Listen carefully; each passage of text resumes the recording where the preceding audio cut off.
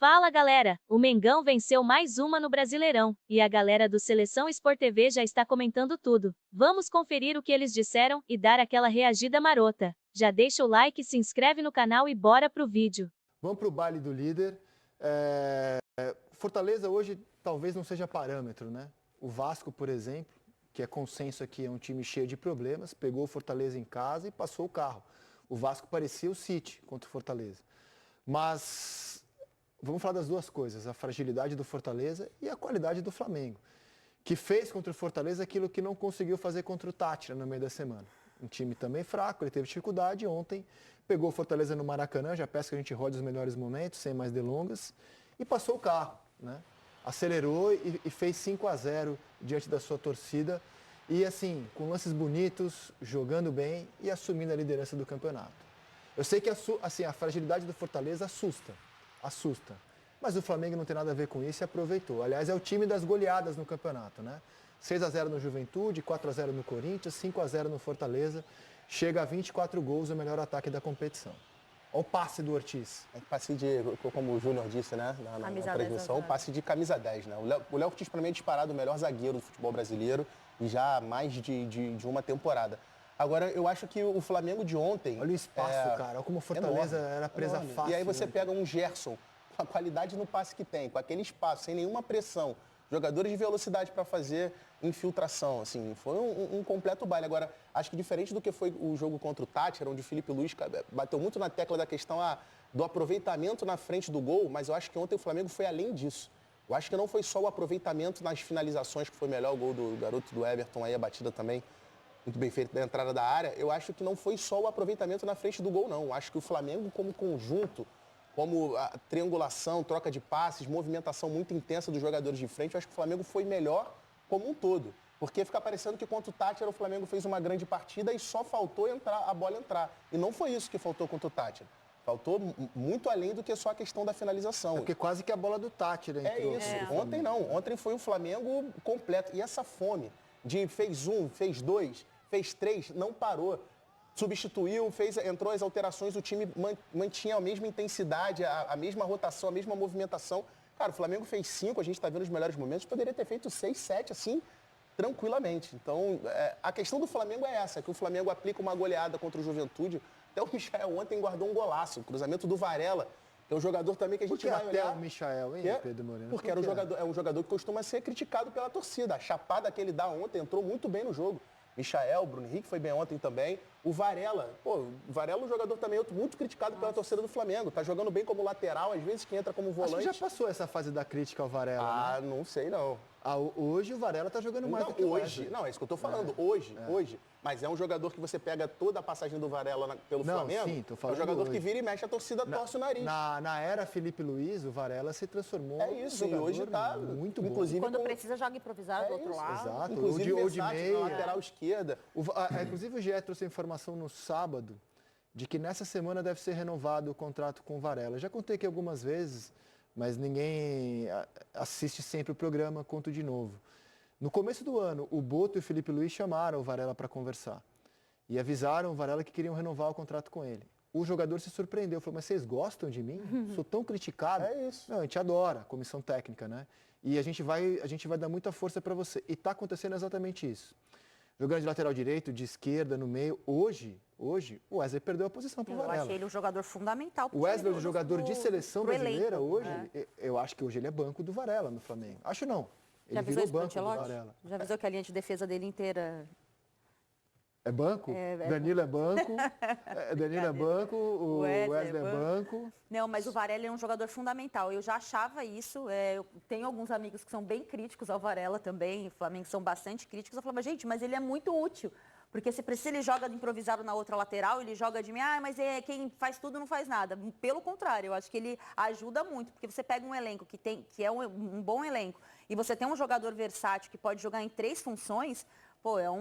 eu renovava com ele já de olhos fechados. Só para completar com relação ao Flamengo, acho que o desafio do Felipe Luiz, e é o que ele tem sido cobrado constantemente nas coletivas, é exatamente um Flamengo regular. Porque a gente vê de um Flamengo que mete um 6-0 no Juventude e na sequência faz 2, 3 jogos ruins. Aí vai lá, massacra o Corinthians e aí na sequência faz mais 2, 3 jogos ruins. Aí 5-0 contra o Fortaleza. Qual vai ser? É que agora a sequência do Flamengo também é um Mundial, não é muito parâmetro, mas tanto para o Mundial, mas a sequência pós-Mundial é um Flamengo que seja um pouco mais regular, porque, cara, se você, com esse time, com a qualidade que tem, com a diferença de elenco que o Flamengo tem para a maioria dos outros clubes do futebol brasileiro, se conseguir alcançar uma regularidade, é muito difícil a gente não imaginar o Flamengo brigando pelo título até o final. Acima do Palmeiras? Eu acho que o Palmeiras conseguiu igualar, tá próximo. Por isso que eu acho que, assim, tá bem próximo. Com certeza o Palmeiras vai entregar muita competição esse ano. O Palmeiras vai disputar todos os títulos, com certeza absoluta. Mas estou sentindo falta de mais jogo, assim, de mais jogo atraente do Palmeiras, que é assunto para daqui a pouquinho. O Wesley ficou no banco ontem, reserva, por isso que, assim, eu acho que o Varela ganhou a posição. O Wesley vai para a seleção hoje como reserva do Flamengo. E eu queria falar da campanha do Flamengo. O Flamengo é um time de 11 jogos, 7 vitórias, 3 empates e 1 derrota, né? Que é a derrota para o Cruzeiro, como visitante. Chama atenção o ataque. O Flamengo está muito descolado dos outros, com 24 gols. Ele é o único time que tem mais de 20 gols no campeonato, né? Que tem mais de 2 gols de média no campeonato, que é o time das goleadas. 6-0 no Juventude, 4-0 no Corinthians, 5-0 no Fortaleza. Então, assim, é um time que está com uma volúpia ofensiva muito alta, muito alta. Não tomou gol em 8 dos 11 jogos, não é só na frente que se destaca, tem um setor defensivo também, está com a melhor defesa, está com o melhor ataque. E quando a bola chega no gol, o Rossi está pegando tudo. Tudo, inclusive pênalti, né, contra o Palmeiras na semana passada. Não ser vazado em 8 dos 11 jogos, eu acho que é muito significativo. E tem o artilheiro e craque da competição até aqui, que é o Arrascaeta. Que eu acho que é importante falar do planejamento do Flamengo para esse retorno do Arrascaeta esse ano, né? O Flamengo decide, no fim do ano passado, esticou a corda o quanto deu para vencer a Copa do Brasil. Aí decide fazer uma cirurgia no joelho de limpeza para que ele voltasse bem nesse ano. A gente está rodando aqui todos os gols do Arrascaeta no campeonato. E nem em todos os jogos ele jogou bem. Esse é o jogo contra o Vitória, ele não vinha bem. Aí ele fez um golaço. Contra o Grêmio, ele botou o jogo embaixo do braço, marcou 2 gols, 2 belíssimos gols, e foi uma exibição de gala do Arrascaeta. Os gols do Arrascaeta no campeonato não são gols normais. Eles são gols bonitos, cara. E é um jogador que o Felipe Luiz claramente adiantou no desenho do time. É isso que eu ia falar agora. Claramente adiantou. Com exceção desse gol contra o Grêmio, a gente vai ver, a maioria dos gols que o Arrascaeta faz são gols que ele tá ali ou na meia-lua ou já dentro da área. Ele tá jogando assim muito mais perto do gol e próximo ali de associação com jogadores, seja jogue Bruno Henrique, jogue o Pedro ou dos jogadores de lado. Agora, para isso você tem que ter um mecanismo do restante do time que entregue fisicamente para esse cara estar jogando, esse meia tá jogando mais próximo do gol. Como é, por exemplo, o Memphis no Corinthians, o próprio Garro também. Deixa eu ver o meu camisa 10. Como é que você está vendo o desempenho do Arrasca, Ricardo? Ele é um jogador que faz a diferença e ele, inteligentemente, ele joga muito próximo da área, né? Pelo menos essa temporada. Ele teve alguns momentos, eu acho que assim também com o Jorge Jesus, quando era um treinador, também de proximidade de área. O jogador com a característica dele, a gente fala de um meia atacante, né? Que ele arma o time quando ele tem essa condição de entrada da área, mas ele chega na área para finalizar. E acho que esse é uma característica muito importante do Arrascaeta essa temporada. O Felipe Luiz dá essa liberdade para ele de uma função sem a bola, para ele poder ajudar, porque hoje todos os jogadores têm que ajudar dentro da característica dele. Lógico que ele não vai, é dito e vai ser sempre assim. Um meio-campista que opta por entrar na área, e nem sempre eles gostam, né? Eu fui um meio-campista que, quando eu era jovem, eu tive vários treinadores que falavam: entra na área para fazer gol, entra na área para fazer gol. A gente sempre quer ter a bola no pé e sempre ficar na intermediária, porque quer jogar de frente. Quando você tem a iniciativa de entrar na área, você sempre vai ter uma condição e técnica de finalizar. Por que ele faz os gols bonitos, golaço? Porque ele tecnicamente é acima. Quando ele se depara com o goleiro ou com o zagueiro, o raciocínio dele é muito mais rápido do que muitas vezes quem está defendendo. Com um toque na bola, ele não precisa dar porrada. Ele simplesmente tira a bola do goleiro e ele consegue fazer o gol. Você vai ver ele chutando no peito do goleiro, em algum momento pode até ser uma bola de primeira, a bola vai, mas normalmente se ele pegar cara a cara, o goleiro vai sofrer, o zagueiro vai sofrer, como o Vitória, né? O Vitória, o zagueiro estava na frente dele, não foi? O que ele fez? Ele só deu um biquinho. Você fala, pô, o gol de bico também é bonito e também vale. Então, o gol que ele fez ontem, por exemplo. Pô, o Léo Ortiz deu uma assistência para ele. Mas você viu a batida cruzada?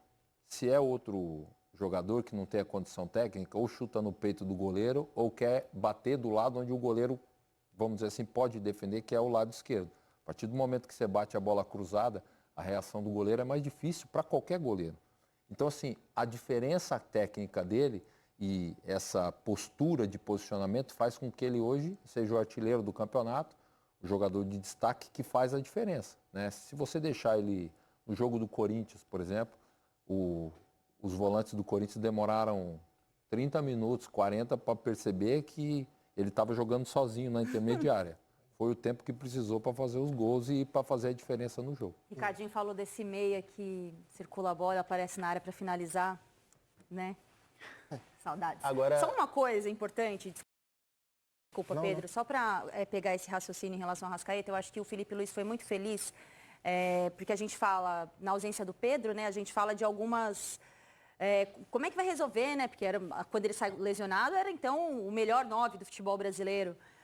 Em nenhum momento a gente falou assim, nossa, o Flamengo está sofrendo a falta do Pedro. Claro que ele fez falta, né? O Felipe Luiz colocou o Bruno Henrique, colocou uma outra forma do time atacar, mas essa tomada de decisão de trazer o Arrascaeta fisicamente bem para jogar mais próxima da área foi uma sacada de gênio. Se a gente fala assim, se é um outro técnico...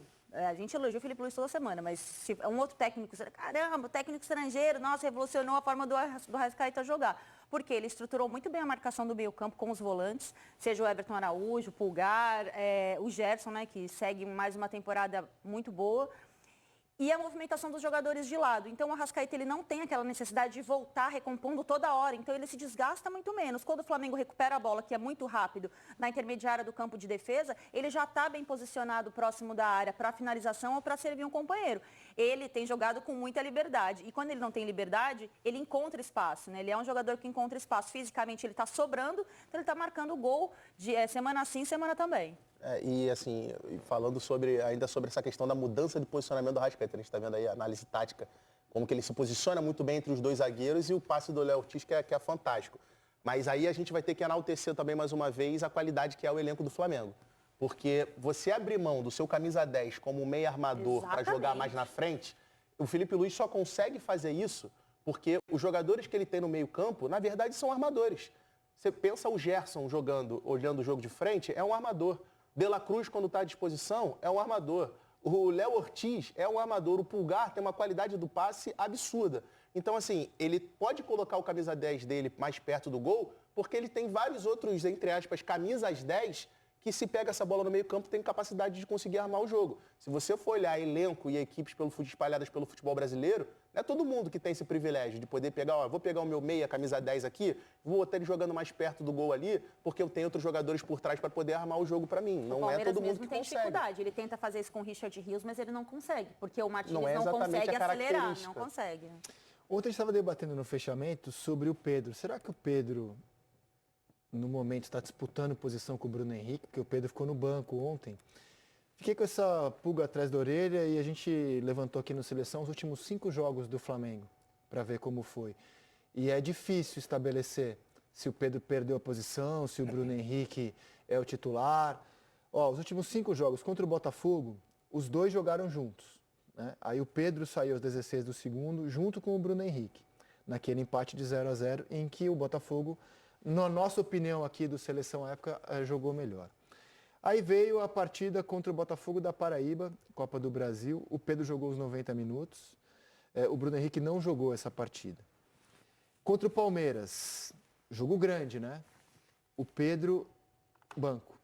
Jogo grande, valendo as primeiras posições do Campeonato Brasileiro. O Bruno Henrique foi o titular, saiu aos 40 do segundo tempo, já com a vitória construída. E o Pedro entrou aos 40 do segundo tempo. Então o Pedro não participou daquele jogo tão pesado. Contra o Tátira, o Pedro foi titular, saiu aos 24 e o Bruno Henrique entrou no intervalo. E contra o Fortaleza, o Bruno Henrique foi titular, saiu aos 14 do segundo tempo, quando entrou o Pedro. Será que tem algum padrão aqui? Por exemplo, contra o Palmeiras, um jogo de muita marcação, de muito mais pegada, o Pedro foi banco. Mas ontem com o Fortaleza também muito O frágil. Palmeiras era sintético também, tem esse Pode ser asterisco. uma boa lembrança. E ontem contra o Fortaleza, o Pedro foi banco, jogou o Bruno Henrique. O Felipe Luiz tem dito que o Pedro não está no seu melhor. Então ele está dosando o Pedro, está manejando o Pedro. Me parece que ninguém está debatendo a qualidade do Pedro. É óbvio que o Pedro é um jogadoraço. Mas me parece que nesse momento está uma questão aberta mesmo. E que varia muito de acordo com o piso, característica do adversário, ideia que ele vai ter. Arrascaeta, titular do Flamengo, não se discute. Mas eu acho que no momento Pedro e Bruno Henrique estão ali brigando. Eu acho que esbarra, no momento. Eu acho que esbarra diretamente na questão física, de um atleta que é muito acima da média para o nível do futebol brasileiro, mas que ficou 9 meses parado por conta de uma lesão de LCA, que Por isso que eu falei talvez seja no momento. a pior lesão para um atleta de futebol hoje em dia. Contra o Palmeiras, eu acho que tem muito a ver a questão do sintético. Ele, quando ele retorna, ele até que retorna bem. Ele faz 2 gols contra o Juventude, joga muito bem na goleada contra o Corinthians. Agora, eu acho que é uma questão mesmo de ritmo, de físico, de dosar ali a minutagem. Assim, eu acredito que quando ele conseguir pegar ali, realmente entrar na mesma rotação física dos atletas do Flamengo, do elenco do Flamengo. A gente vai ver agora o Flamengo jogar no Mundial de Clubes. Por exemplo, dado esse histórico recente, não vou ficar... Nossa, que surpresa caso o Pedro, por exemplo, seja banco num jogo de Mundial e jogue o Bruno Henrique. Agora, chama a atenção, e aí a gente vai pensar no que o Flamengo fez de mercado. O Juninho é um jogador que quase não é lembrado. No meio de semana na Libertadores, por exemplo, que o Flamengo precisava fazer mais gols, o Juninho sequer saiu do banco. Então é uma questão que e foi um jogador que foi pedido pelo Felipe Luiz. Eu ouvi do Felipe e do Boto, ouvi dos dois isso. Lá em Belém, na véspera de Flamengo e Botafogo, não espere do Juninho muitos gols, ele não veio aqui para entregar a quantidade de gols, ele tem outras coisas. Pressionar a saída de bola, movimentação, força física, não é um grande goleador. Eu não criei expectativa de ver o Juninho, desde o começo, se os próprios chefes me venderam assim, eu já não criei essa expectativa do Juninho como alternativa ao Pedro de centroavante.